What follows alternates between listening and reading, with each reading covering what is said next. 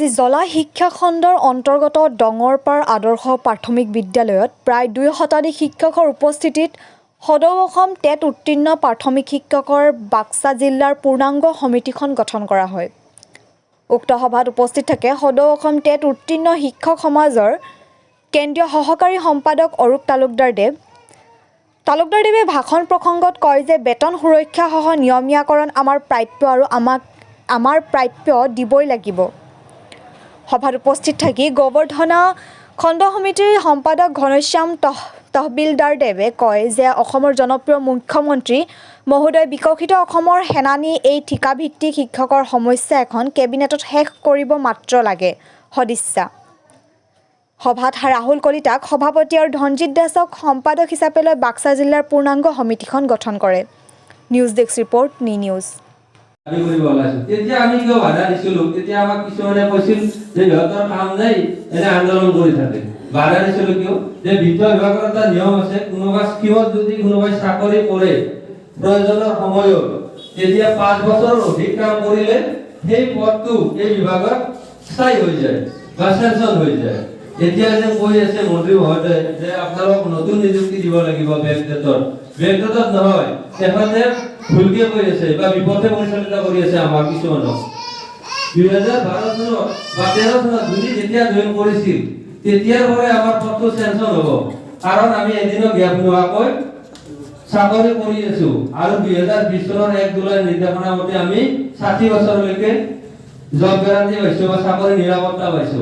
আৰু সেইখনত কি লিখিছে যে অন্য গভৰ্ণমেণ্টৰ যিবিলাক নিয়ম আছে সকলো আমাৰ ক্ষেত্ৰত কাৰ্যকৰী। তাৰ পিছত আমাৰ আৰু কিহৰ হয়? আমাৰ ভয় কৰিবলগীয়া একো নাই, মাত্ৰ আমাক দুটা বাহিৰত ৰাখিছে।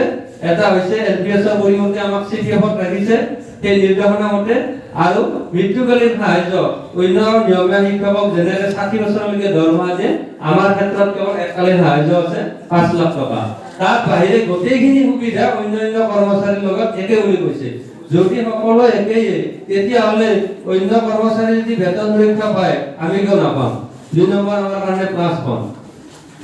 মন্ত্ৰী মহোদয় এতিয়া কৈ আছে যে 2021 চনৰ প্ৰভিন্সিয়েল ষ্টেট মতে ঠিকাভিত্তিক শিক্ষকসকলক নিয়মীয়া কৰিব। আমাৰ 2010 এনচিটিৰ গাইডলাইন আৰু 2021 চনৰ প্ৰভিন্সিয়েল এক্টৰ মাজত বহুত পাৰ্থক্য আছে। গতিকে তেওঁলোকে হেলচাৰ স্কুলৰ শিক্ষকসকলে নিজে বিদ্যালয় পাতি শিক্ষক হৈছে আৰু আমাক চৰকাৰে বিজ্ঞাপন দি নিযুক্তি দিছে। আমি একে হ'ব পাৰো জানো? এইটো সাধাৰণ জ্ঞানতে সকলো মানুহে ক'ব যে একে হ'ব নোৱাৰে। তেওঁলোকে নিজে স্কুল পাতি শিক্ষক হৈছে আৰু আমি সম্পূৰ্ণ নীতি নিৰ্দেশনা যিবিলাক নিয়ম আছে সকলো নিয়ম পালন কৰি বিজ্ঞাপন দিছে।